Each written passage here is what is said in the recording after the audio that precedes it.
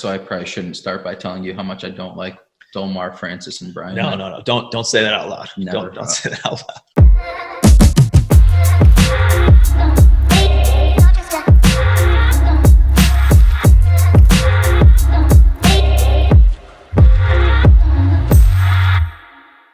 All right, everybody. Tim Bratz here with the Legacy Wealth Show podcast. Excited to be coming to you guys today.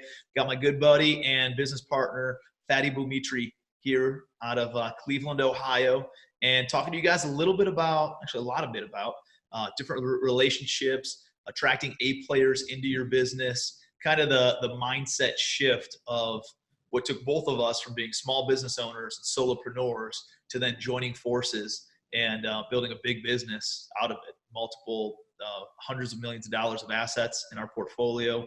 And, we're going to hit $1 billion over the next 24 to 36 months in assets and property. And we're going to launch a big fund. And we're going to talk to you guys about that whole, transition and how we've grown and how the snowball effect really kicks in. So Fadi Boumitri, appreciate you being here, brother. My pleasure, man. Always a pleasure to be around. Cool. So let's talk a little bit about, I guess, how we met, just high level. Fadi and I actually went to high school together. He's a year older than me. We played basketball together, knew each other in high school. We were kind of buddies, but not like tight friends.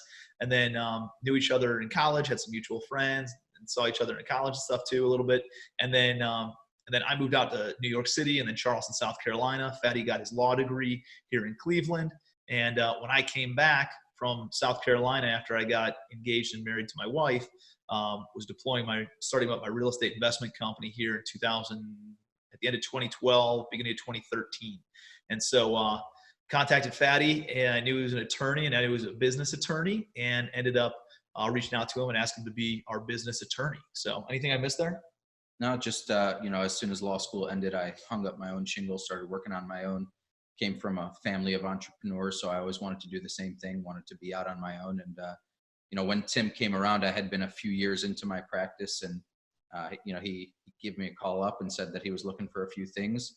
I was happy to put some of those together, and then basically every year you grew and our business together grew, and I got to see from the inside everything that you were doing, and it was always kind of fun to watch as you grew bigger and expanded into different assets, and even more so how things went well and how some things didn't go as well, and how you reacted to those things and what we were able to do in various situations. But essentially the relationship really became what it is today, based on 6 years of being your attorney in various different, knowing the inside and out. And he still wanted to be my attorney or partner up on some stuff. So means a lot. One, appreciate you and all that we've been through together. And I think you bring up some really good points. Maybe we should dive into some of that stuff, because a lot of people see kind of where you are today. They don't see where you came from and all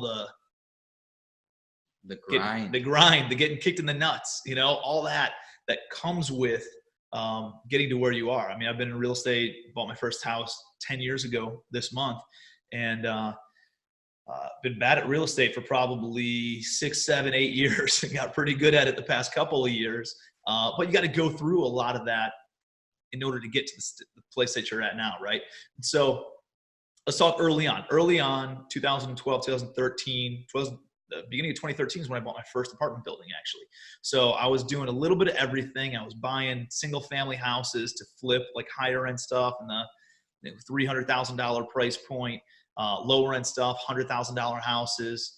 Again, I'm in Cleveland, Ohio. So that's kind of the market here. And then we were looking at, some single family rentals in the hood. This is 2012, 2013, where we were buying single family houses for $10,000 or $20,000 that were already rented for $600-700 a month.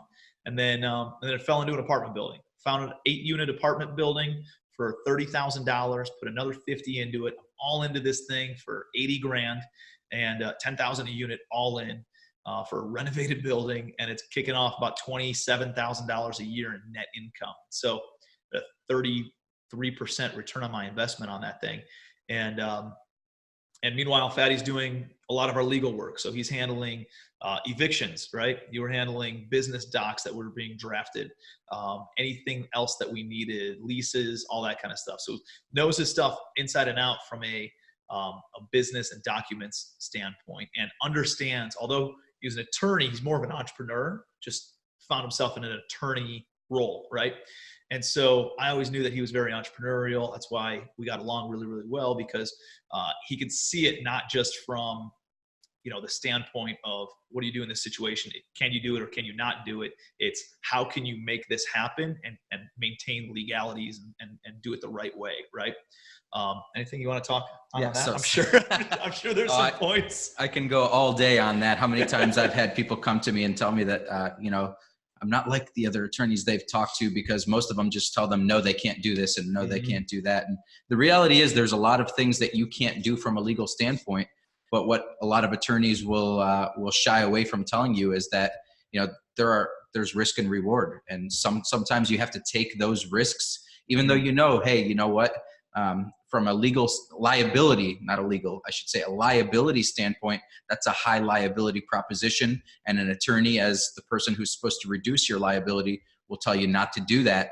As a business person myself, I'll tell you that the liability is outweighed by the potential benefit and what you're gonna see as a return from that. And so, sometimes it makes sense to put your boots to the ground first and then clean up the documents later. Now, of course, I've also been on the other side of that too many times, where people decided they were going to start a business and not put any documentation together at all. And, eventually that ends up with an attorney trying to clean it up. And it's always much more expensive that way. But, there is something to be said for the weighing the pros and cons of making the business decision versus making the smart legal or liability decision. And I think that's where you and I kind of always got along, is we were willing to have a long 1 hour conversation as opposed to a simple yes or no on anything.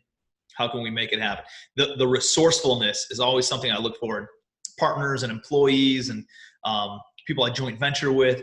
Is don't tell me that I can't do something. Tell me how I can do it and stay, within the bounds. Obviously, you want to keep everything legal, moral, ethical, and never ever push any of those risks.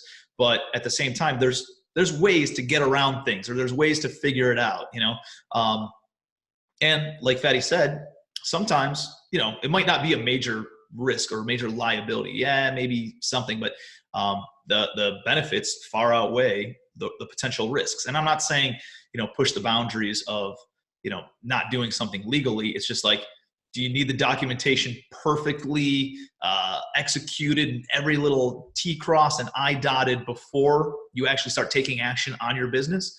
No, sometimes you don't necessarily have to do that. If somebody's willing to sign a big deal and you can move forward, and doesn't have to be all dialed in. Sometimes if it's a smoking opportunity, a smoking apartment building, for instance, and the attorney, they say, hey, I need this thing executed right now, today, and the attorney can't get to it until tomorrow. Sometimes it makes sense, right?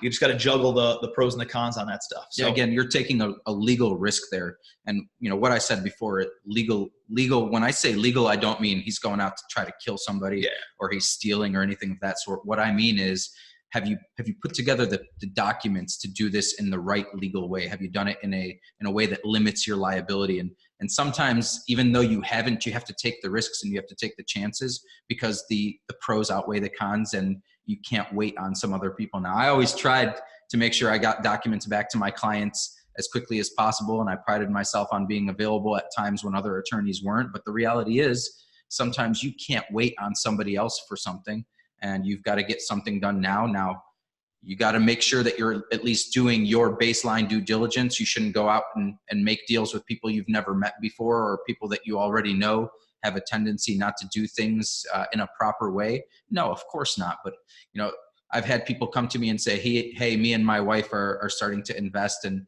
we're thinking about doing X, Y, and Z. And we went to an attorney, and he wanted to put together this elaborate plan for us for $15,000, $20,000. And my question for them is, how much have you invested so far? And their answer is nothing. And I go, well, why would you spend $15,000 or $20,000 to do something you haven't even started doing? Mm-hmm. You don't even know, once you jump in, if you're going to want to stay in this thing. You got to get your feet wet a little bit. You've got to do things in a responsible and smart way, but also don't don't shy away from the risk as an entrepreneur. If you're not taking at least some risk, then you're not going to get any reward from it either. Yep. Love that. So I have a couple of things I really want to make sure that we hit on, which is a little bit more about how we started partnering on deals together. I think that's really important to talk about that. And then also Fadi has invested in projects with us. He's obviously our in-house legal now, our in-house attorney now, and is partnered on all of our projects today, and helps raise money for our deals. And then also, what else are you doing? Everything. Running the fund. So we're launching a fund. So we'll be talking about a little bit about that too. So let's fast forward though. So you had mentioned something regarding partnerships, and we're coming to you telling you about how good of a partnership we have today. He had actually mentioned something about a bad partnership that broke up. So when I came back to Ohio, I partnered up with a couple of guys who kind of put up the money. I did the work, and then we just kept on reinvesting all the profits. And there were a couple moving parts. For different reasons and different alignment of visions of long-term goals, and who thought who was carrying what weight. They could tell you a story. I could tell you a story. It's probably somewhere in the middle of what it actually is. And so I'm not going to tell you that, my side of the story.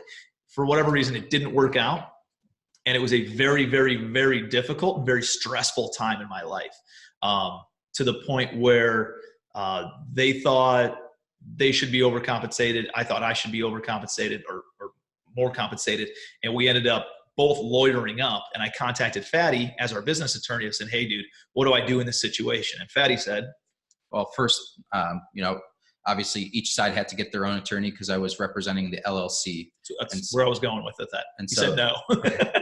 Well, I had the ethical obligation to say no. And so Tim went and hired his attorney, and his partners hired their attorneys. And I was on basically every call, from the company's perspective, trying to make sure that they knew what was going on with the company. And thankfully, there was a strong, long operating agreement in place that kind of spelled everything out.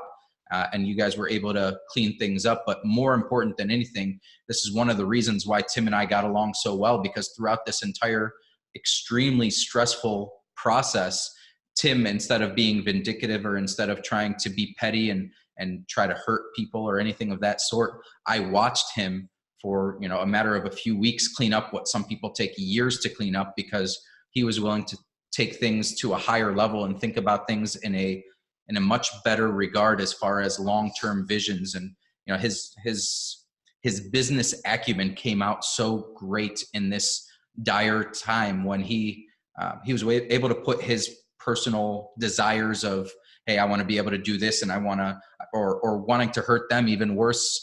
He never once said, hey, how do I hurt them? It was more so, how do I get back to making money and let them get back to making money? If they want to do these things, they can go do them on their own. And if I want to do these things, I can go do them on my own. And that 30,000 foot view of his own life is kind of what drew me to be his business partner, because most people can't get themselves out of the weeds to really think about what's the smart way to approach this, as opposed to what's the right now, what can I do to hurt them so that they back down. And let's be honest, the majority of the time when you're talking about entrepreneurs, you're talking about alphas, and you're talking about people who, when they get bit, want to bite back in a bigger way. And Tim was able to take that step back and say, you know what, I'm not looking to bite them. That doesn't do me any good. What I want is to find a way for them to be happy and for me to be happy, and for both of us to be able to shake hands, walk away as, respecting each other as business people, and just moving on with our lives. And it was really eye-opening. I think at that point I had been your attorney for 4, 5, 6 years. And just watching that really opened my eyes to, because I've seen a lot of partnerships that don't end that well, and people don't think about it that clearly. And it really puts into perspective the kind of person that you are, or you were in that time. And it made me realize the kind of people that I would want to be involved in. And, a couple of years after that, not too long after that, we had started doing some deals together, and the deals got progressively larger. And, whether it was lending money or partnering up on various deals, it just progressively got bigger and bigger, because I already had 6 years of comfort knowing that I had seen all of your operations from the inside, and more importantly than anything else, knowing how you react when your back is up against the wall and you're dealing with a divorce between partners, and seeing where your mind was rather than being down in the dumps and how do I hurt people, seeing where it was. It really gave me the kind of, I don't know, the comfortability. Yeah, the comfort to say, this is somebody that I would trust with some of my money, or with my family money, or with partnership on this, or we've done a couple of very different deals in various, whether it's real estate and some business deals, and that comfort is all from experience. It's actually one of the things that you taught me is relationships. I went out to the people that I know already, and I built the relationship over years and years without ever knowing I wanted anything from these people, whether they be family members or people I've known my whole life, or even clients. And when I went back and told them, hey, I'm partnering with Tim and we're doing various things in the real estate realm, I almost had money thrown at me because these people I had built my reputation and my relationship with these people for a number of years and never asked for anything, and never offered any more than what was there. And I like where this is going. So I want to come back to those relationships and raising money for deals from your existing network, because of those relationships that you have. Before we dive into that, I think this is an important piece that we're talking about, of good partnerships and bad partnerships. As an attorney, you know better than anybody, how to set the stage, and that you cannot predict what's going to happen in the future. And I think that's probably what happened in my situation. Life happens, business happens. When you lose money, I'd say we lost money, but we had short cash flow type of things where we had a bunch of money in a 1031, and we had some cash flow issues before we were redeploying the money. And so that came up with some issues. And so when you're not making money, you see how somebody really comes out, right? God forbid you make money and people can get really ugly, right? And so for us, I think where I went wrong is everybody looks at a business and they think everything's all going to be glamorous and amazing, and they don't realize, even for better or worse, or not even trying to be malicious, but life happens, right? Like, you could have kids, you could have a relative get sick. Maybe you don't want to light the world on fire and build this monumental business anymore. Maybe you get sick and you take a step back and you say, hey, I just want to spend time with my family. And that's okay. But how is the business set up to make sure that you're not adversely affecting your business partners or anything in that regard, right? And so for me, I think it got to a point where life happened. Life was happening for them. Life was happening for me. And I think the biggest issue that I made was that we got married with everything that we did across all businesses, versus different than our partnership. We're partnered on a per deal basis, and kind of like as a profit share based on how well the company does overall. So if something happens to me, if something happens to Fadi, no problem. I can keep on growing my business. He can keep on growing his business. It doesn't adversely affect all of our other business. For everything we do have together, yeah, we are partnered on, but it doesn't stop us from doing other things. But we choose to be business together versus being forced to be in business together. I think that's an important piece that we've been able to kind of dial in over time. Sure. And a couple of things from that. Number one is, everybody thinks everything is going to go great, but make sure you have your paperwork together, because most companies are going to end up in a situation at some point where the partners don't agree. It's just reality. Whether it's because you guys didn't have aligned visions from the beginning, or whether it's because your visions have grown apart over time, it doesn't matter. At some point, there's going to be hard questions that need to be answered. And so number one, your operating agreements, your joint venture agreements, your documentation need to be there. But number two, this isn't just a partnership issue. It could be an employee issue. Exactly the same principles apply. And that is, you need to set expectations early on. You need to make sure everybody's on the same page, whether it's training or an employment agreement, whether it's a partnership agreement, an operating agreement, whether it's a conversation that's memorialized, just saying, here's what I expect from you, here's what you expect from me. How do we move forward and keep those expectations in line? And the reality is, at some point, those expectations they're going to change. as the business grows, you know, my place in the business may grow, my place in the business may shrink depending on what direction the business takes, but you've got to be prepared for all of those things. You know, I've been fortunate and unfortunate enough to be a part of many different business breakups that, you know, as I said, I didn't have to personally be involved in, but as an attorney, I was involved in, and I've seen brothers and siblings that get into arguments. I've seen cousins that get into arguments. I've seen, you know, the bottom line is everybody thinks things are going to be great initially, and then things start to really pile on. Everybody thinks that what they're bringing to the table is the most important part, but eventually, you know, sometimes your portion shrinks or your portion increases, and then somebody feels like it's unfair, and you got to have, you know, expectations set in order to avoid that happening from the beginning. Expectations is everything, man. In every relationship, whether it's with your spouse, with your kids, with your business partners, with your tenants, with your business or your joint venture partners, your employees, doesn't matter. Expectation setting is everything. And setting very clear expectations of who's responsible for what, and then putting metrics in place probably to measure those expectations and measure and be able to account for and keep people held accountable also. So all important stuff. So let's fast forward. All right. So I go through the business breakup. I start doing business on my own, liquidate all those properties that I had with those partners, and ended up getting into the turnkey space, was flipping some houses and trying to keep the lights on that way. Meanwhile, I'm investing in some apartment buildings out of state with some other business partners, and helping sponsor some of those loans, raise money, do some things like that.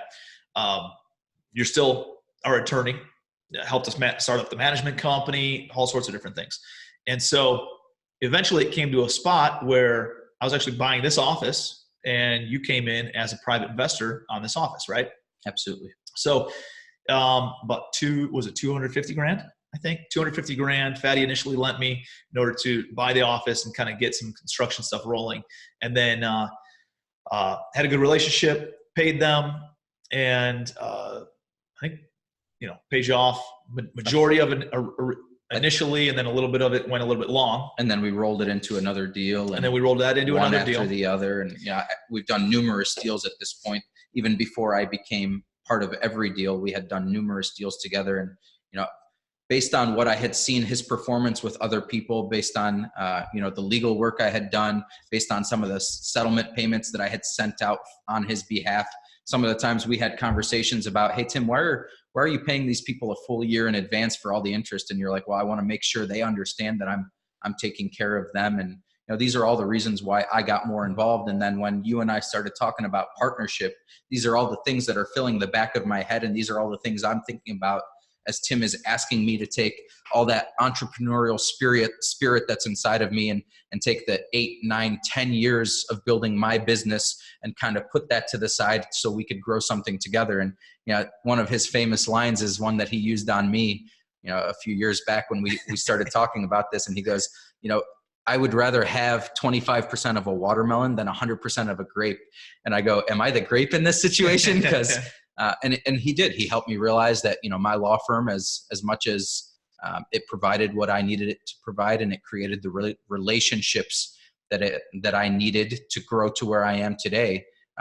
It was a grape mentality. I was thinking about keeping 100% of something small for myself, and in reality, I was capable of being so much more by partnering up with Tim and with others. You know, he helped me realize that there are other people that I could be partnering up with, and I have. And it's been an absolute life-changing experience for me, just getting to know the fact that I could rely on other people if you set those expectations the right way. What do you think was the catalyst in the mindset shift? Do you think it was the Mastermind? 100%. There's no doubt in my mind that 2 years ago, basically right around now, 2 years ago to about the date, my entire life changed because of going to what Tim called a mastermind. And I kind of blanked and had no idea what he was talking about. And then he said, a bunch of guys sitting in a circle, master doing what? So Tim convinced me, believe it or not. No, Fadi, you're going to love it, dude. Come out and hang out with us. He convinced me, a cheap attorney, to pay money to come to an event where thousands of dollars to sit in an event where I just talked to other people about my problems. And I said, you know, it doesn't exactly sound like my thing, but he also paired it up with a Cavs suite during the playoffs. And so I said, you know what, worst case scenario, I go to this suite I did it that way. And I have some fun. And so I came to my first mastermind, and literally it was a mind-blowing experience. I have changed basically everything about my life financially based on that first mastermind. And then a few months later, when he invited me to my second mastermind, I had changed almost nothing, but decided I was going to. And when I went into that room and sat across from... However, you did raise $700,000 for a deal 30 days after coming out to the first mastermind. So that's part of... So it was... Wheels were turning. It's part of the hey, I'm setting things in motion, but I haven't done it yet. And then there was accountability in that second mastermind of, you know, out of the 15 people that were there, 3 of them had been in the prior mastermind before, and they asked questions about, hey, have you done this? Have you changed that? And the bottom line answer was, I haven't changed as much as I should have. And so after that second mastermind and the accountability and once again, reaffirming everything that I heard and everything I learned in that first mastermind, I decided I was going to make big leaps. And I mean, legitimately, I'm 100 times better off now than I was back then, not just from a financial perspective, even though that's true too, but from a lifestyle perspective, I'm working just as hard as I ever was, but I'm so much happier with that work because I've got a team of people around me that are constantly getting things done outside of me. We are able to grow a much larger pie together because we have a few key people doing what they're good at in various places instead of me doing everything across the board. You know, I used to laugh and tell people that I had a terrible boss. My secretary was shit. Nobody ever listens to me. And people would laugh and go, don't you work for yourself? I go, yeah, my boss is a dick. My secretary is me. So she's terrible at her job. Yeah. I'm terrible at my job. Nothing is getting done the right way because I'm relying on myself to do everything. And you know, it was really the masterminds and the mindset shift from those masterminds that allowed me to really grow my personal pie, whether it's financially or whether it's just the business aspect of my life. And believe it or not, that very quickly translates over to the personal life too. Yeah, big time. So how do we, all right. So I see Fadi going through this transformation and I realize that he's an entrepreneur stuck in an attorney's, business, right? But he's got an awesome skill set, a fantastic skill set that actually counterbalances what my skill set is. My skill set is more, the marketing, the sales, the interactions. And although Fadi's a hugely personable guy and really good at that, he's also really, really good at the details, right? Really good at making sure all the T's are crossed, I's are dotted. I'm hey, let's just rock and roll, move forward. I'll jump and then figure out how to fly on the way down kind of guy. And so we're really good at balancing each other out on the business side of that. So I see Fadi going through this mental transformation.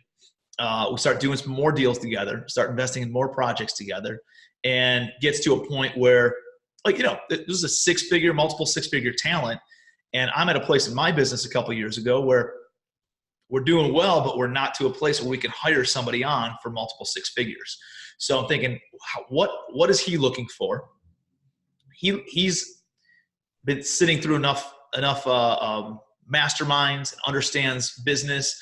His family, a lot of entrepreneurs, they understand that legacy wealth, right? That earning residual income, earning passive income, and not necessarily just the transactional income that attorneys get paid. And so Fadi, I realized he's looking for that. He's got a couple other businesses that he's got his hands in, and but really has known real estate his whole life as well too. And so I'm thinking, how can we partner up? How can we joint venture where I don't have to get married? He doesn't have to get married to me. And at the same time, it solves his issues of creating that legacy wealth of getting equity into projects. At the same time, it solves my issues of not having to take on an employee for multiple six figures, right? And so we thought, hey, what if we just joint venture on deals? And we started joint venturing. So Fadi earns a base salary, just like everybody else in my company does. And then he gets equity in all of the projects that we do. So it's a way that I could pay him a salary that was enough to make him feel good and see money from day one, and then understand the long-term mentality of having equity in deals where all of a sudden he gets a percentage of the refinance proceeds. He gets a percentage of the cash flow. He gets a percentage of all the ongoing profits and equity that grows in the properties as the principal amount is paid down and as the property appreciates over time. And so it's been a massive win for you, a massive win for me, because I'm able to attract A caliber talent without having to stroke a big check right now. Now, it does cost me a lot of equity, a significant amount of equity. It increases equity by 7 figures since he's been working with us. And it increases net worth by 7 figures since he's been working with us. But it allows me to stay in my genius zone. It allows him to stay in his genius zone. And me giving up 7 figures in equity and projects allows me to create multiple 7 figures, because now I can do more deals. We can do more deals together and be involved in more stuff together. So, one of the things I tell people, like, wealth is not a finite amount. There's not a finite amount of wealth. Wealth is like sunshine. There is plenty of sunshine for Fadi to get sunshine, me to get sunshine. Him getting more sunshine doesn't take any sunshine away from me. And I think wealth is the exact same way. The more wealth that he gets, there's plenty. He's not taking any wealth away from me, and we can actually make more wealth together. 1 + 1 = 3 in this scenario. So it's powerful stuff, and it's been a major mindset shift for all of us. And because of us being able to focus, I'm happier because I'm not doing all the things that I was doing, like reviewing legal documents, which is not my genius zone. My highest and best use of my time is doing podcasts, is sharing on social media, promoting others, helping other people get inspired to go and build legacy wealth themselves by buying apartment buildings. And maybe we can do some more deals together. They can actively invest with us. They can passively invest with us. Somehow we can start doing some more stuff together. And again, rising tide floats all boats kind of a thing. So it's been really, really impactful that we've been able to figure that whole piece out.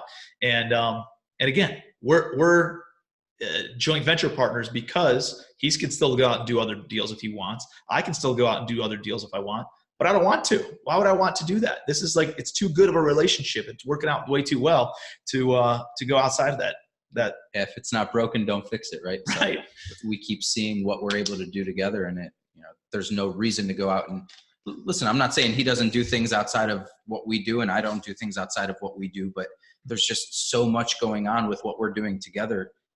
Every day it gets bigger and it gets better. And sometimes we look at each other and we wonder how it's working out so well. And, we got to thank God every day for what is going on in our lives.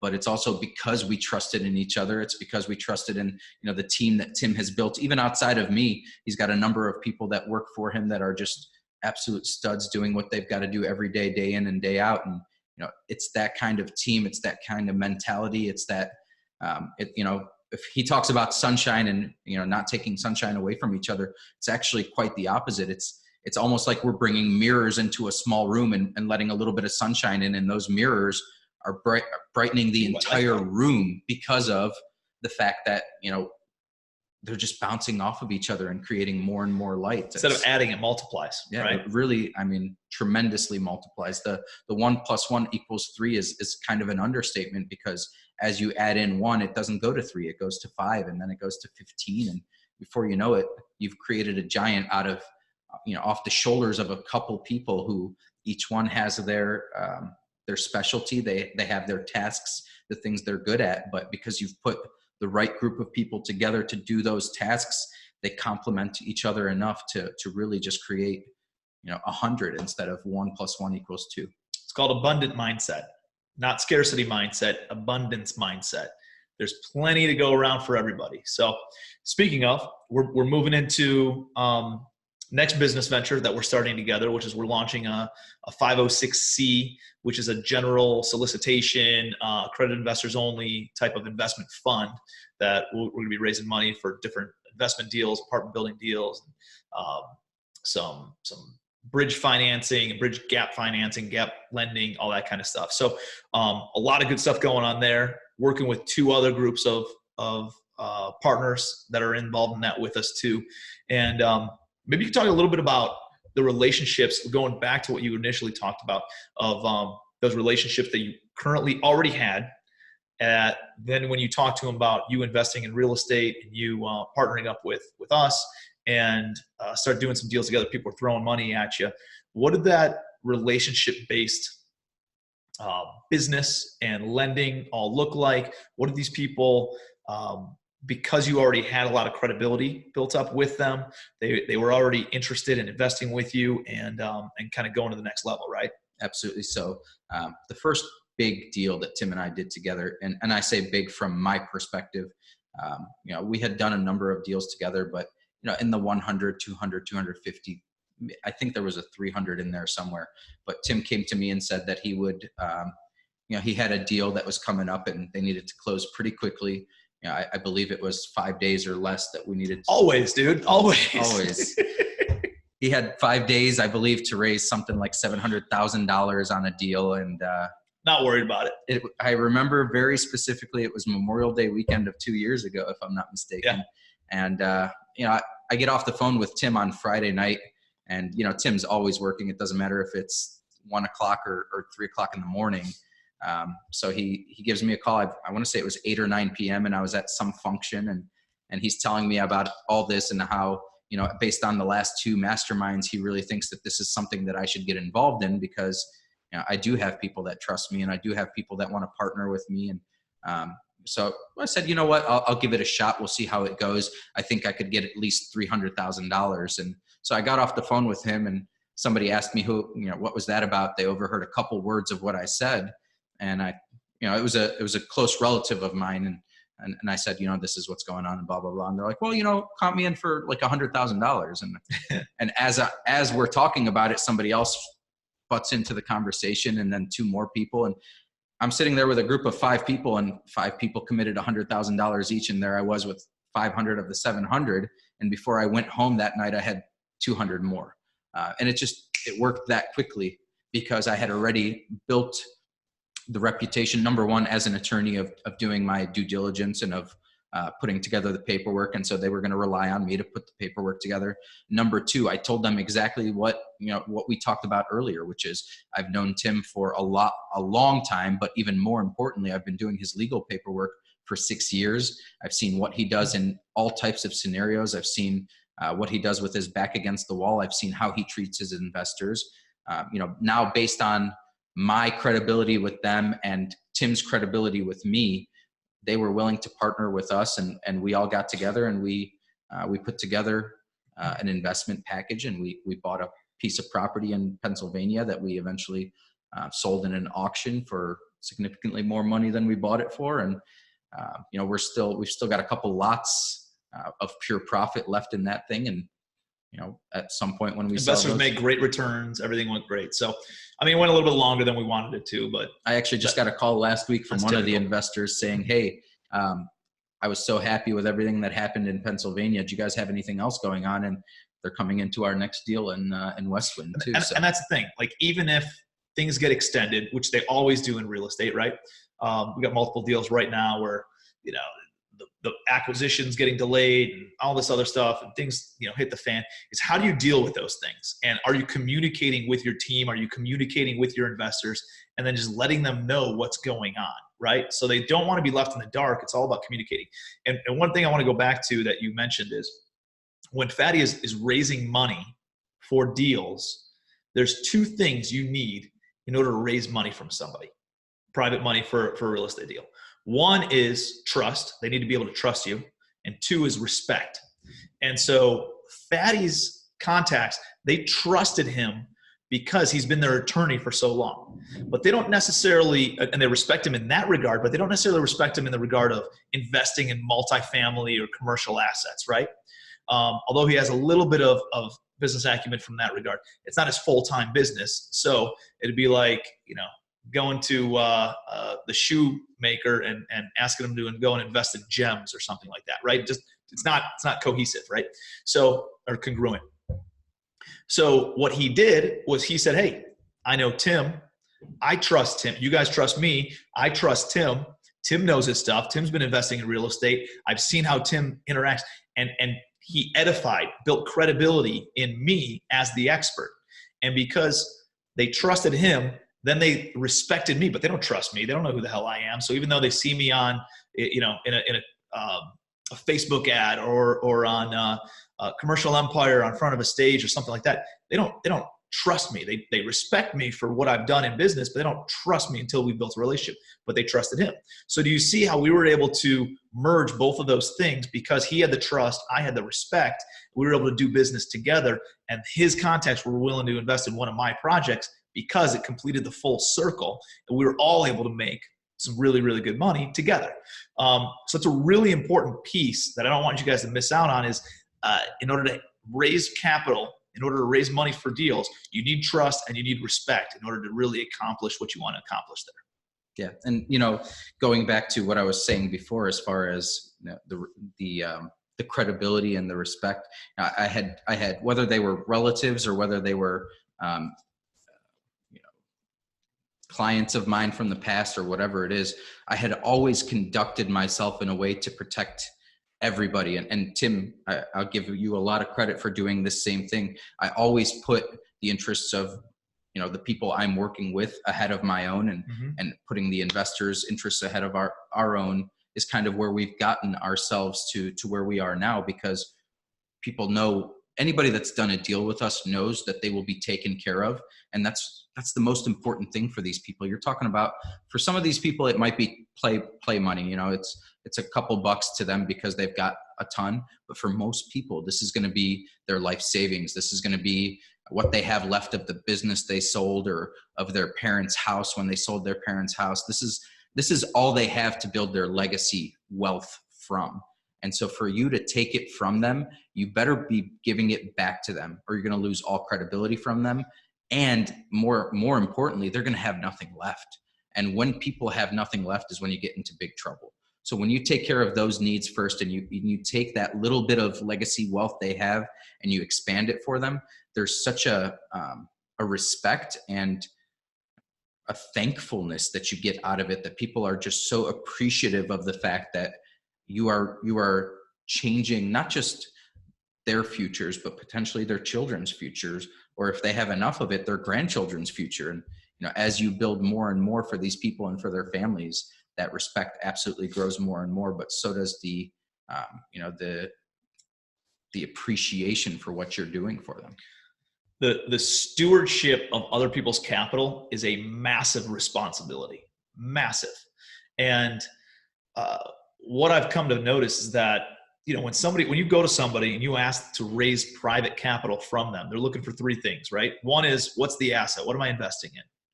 It's important, but it's not that important, actually, when you think about the other two. Two is the return. Is the reward worth the risk, right? Is it worth me investing in this thing? And is the amount of money that I'll receive worth the potential risk of losing money, right? That's important. Number three is the most important. And that is, does this borrower, or it's really the credibility of the borrower. Does this borrower have the fortitude to repay me my money? Do they have the character to make sure that I'm going to get my money back? And I think one thing that we've done really, really well is convey that message to our investors that, I've spun the entire traditional syndication world on its head, because I don't take acquisition fees. I don't take asset management fees. I don't get paid until the investors get all of their money back. And that's how we've structured all of our deals. And when you're in the boat rowing in the same direction with your investors, and they know that your goals and your visions are 100% aligned with theirs, that they're getting paid regardless of me getting paid, that means I'm taking care of them, and I don't get paid until they get all their money back. So they not only made a great return, but then they keep equity in perpetuity. And then finally, at that time of the refinance, that's where my equity kicks in. That's where I start earning returns from the refi proceeds and the cash flow and all those other things. But our goals are aligned. Our visions are aligned. What we want to do together, that makes a lot of sense. So I've been able to convey that character of, I will do the right thing. I'll make sure that you get paid first, and I'll get paid secondarily. And because of that, it breeds a lot of loyalty. There's a lot of people who really respect and really appreciate that. And when somebody else dangles a carrot in front of their eyes of, hey, a couple percentage points more of interest, They say, no, Fadi's my guy. No, Tim's my guy. I want to invest with them because I'm already comfortable, because we're partners, because we've already done deals together and already have that comfortability with them. So it's powerful stuff, man. So when you're raising money from people, if it's your first time raising money, it becomes pretty evident quickly that 100% of the reason they're lending you that money is based on your relationship with them. You knew them in the past. That nobody's calling you out of nowhere saying, hey, I've never heard of you and you've never met me and I have no idea what you're doing, but I want to give you money. They have to know your story. They have to know who you are. They have to have a comfort level with you. They have to have, there has to be a relationship there. So you start with relationships. The next step from there is you've raised money from people you have relationships with. Now you're raising money with from people you have credibility with. They've seen what you've done in the past.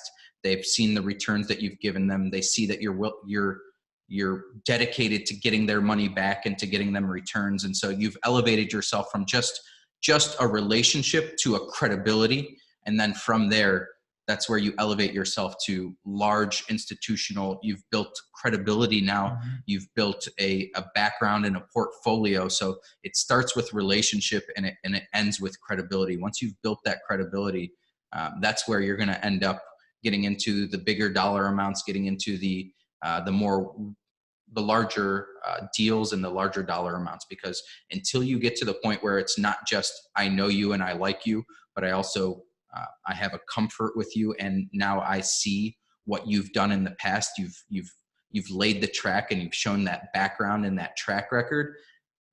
You're not really going to be able to raise the dollar amounts for gigantic deals. And it makes perfect sense, right? Nobody comes to a novice and says, here's $100 million. They come to a novice and they might trust you enough based on prior relationship to say, here's 50 or here's $100,000, but not here's 100% of my net worth. But when you get up to, hey, I've shown 5 years, 10 years, 15 years of track record, of course, people are going to trust you more. And they should never give you 100% of their net worth because they want to keep their eggs into separate baskets and diversify.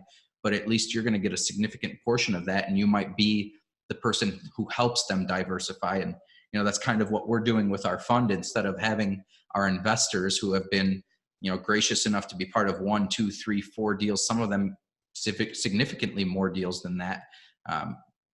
We're now giving them a chance to be part of every deal moving forward, to diversify across a portfolio of potentially hundreds of different deals. And that's just the natural progression of going from we had a relationship and we did one deal together to now we have a real substantive understanding of what it is that we do, what it is that you want, and we can build something great together. And that's kind of where we're going with the fund. That's how we've structured the entire how we do our deals, is by getting feedback from our investors and understanding that they want predictable returns and some of the equity in perpetuity. They also want it diversified across multiple projects versus just one project. And so that's why we've done this, because we've listened to our investors and they've communicated this with us. We asked them and we're asking them what they want. As opposed to somebody else saying, hey, here's what I got. You either want it or you don't want it. And we've built that relationship. And so, and that's actually, we've changed a lot of what we've done over the years based on that feedback. So, hey, we want to be able to, tax defer some of this stuff. Well, we sat down with our CPAs and Tim spent thousands and thousands of dollars on getting a structure together that would allow our high income, high net worth people to make this money with us, but not to be paying, 40, 50, 60% in taxes on every dollar they make, but instead finding tax advantages to the way that we're structuring things. Or as far as depreciation, how many people reached out and said, hey, I want to be able to start depreciating assets and I want to start to make money through equity instead of just promissory notes where we all started off. And when you hire the right people and when you bring in smart enough people to put together a structure that works for your people based on their own feedback, that's where you start to succeed. That's where you start to see people say, yes, that's exactly what I was looking for. I can't believe you guys are finally, putting together exactly what, and the best way to think about it from my perspective is, what would I want? And that's kind of where Tim and I have grown. How would I want to lend my money? Yeah. that's where Tim and I have grown together. Is I came in first as a private lender to him, and then, you know, eventually when we started partnering together, it was because we found a way to do something that I would and I have it. And every single deal we've done since I came on board, I've had my money and family money involved in every single one of them, because I truly believe that we went out and you especially went out and created a product that I buy into and that I believe in, and that I would want my own money invested into. And absolutely. And that's kind of one of the more important things that I want to bring out is it's not just about the relationship. It's about giving these people what they want and putting yourself in their shoes. What would you want, and how would you want to be treated? And if you end up in a situation where you think, hey, I wouldn't do this if I was them, then why would they? You're ending up in a situation where you have to make a con artist out of yourself to get what you want. And that's never the situation you want to be in. Yeah. It seems like such common sense, right? That you would ask your investors, that you would think about this stuff, but a lot of people just don't do it. They take the path of least resistance, like water, you know, it just, you know, floats downhill kind of a thing. And it's just, they don't ask themselves those questions of how do I make it better? They don't pay for A-class talent. I think there's been a couple themes in this conversation. Is one, making sure that set good expectations, both with your employees and your lenders and your partners and everybody else that you do business with. That's been a big one. Two is everything's, you know, starts with relationships, especially if you're getting started in business. And as you continue to grow your business, like my credibility is what I protect more than anything else, and my character and my reputation, because that is something that you cannot pay for. Like it can be ruined in an instant. So you got to make sure you're on point with all that stuff at all times. You're always doing the right thing and always performing, and making sure that you're putting other people's needs and other people's goals and other people's benefit in front of your own. So that's a big deal. And, you know, common sense is not that common. You know, paying for professionals, make sure you're surrounding yourself with A players. Yeah, a lot of people don't want to write that check, but we've written that check many, many times. I spent tens of thousands of dollars just in consultations with attorneys, with CPAs, with tax strategists, with different other masterminds, and getting feedback from other investors and fund managers and all this stuff in order to structure this thing the way that we've structured it. And I would put it toe to toe against anything else that we have out there. So I'm going to shamelessly plug our fund, but would love for you guys to take a look at it and talk with us about it. If there's anything that we can do, happy to answer any sort of questions and stuff. But this guy runs the entire fund, knows his stuff inside and out. We're partnered with a couple other folks who have run residential funds for a very long time. And I mean, technically, each one of our deals is its own security, right? So we've been doing this on an individual basis for a long time, and now we're looking to really scale it up on a big level. So we have some ambitions of raising 50 million in the next 6 months. And I have no qualms about us not being able to do that. So I know we'd be able to do it, and probably launch in May? I would say so. So hopefully you guys got a ton of value out of this, Fadi. I appreciate you being here, brother. Always fun chatting with you, talking shop and talking business, and excited for what's next, man. My pleasure, and always excited, man. Every day it just gets better and better. So make sure you're always working towards something big. Mm-hmm. Love it. So hope you guys got a ton of value. Love you guys. Be your best. We'll see you on the next Legacy Wealth Show. See ya.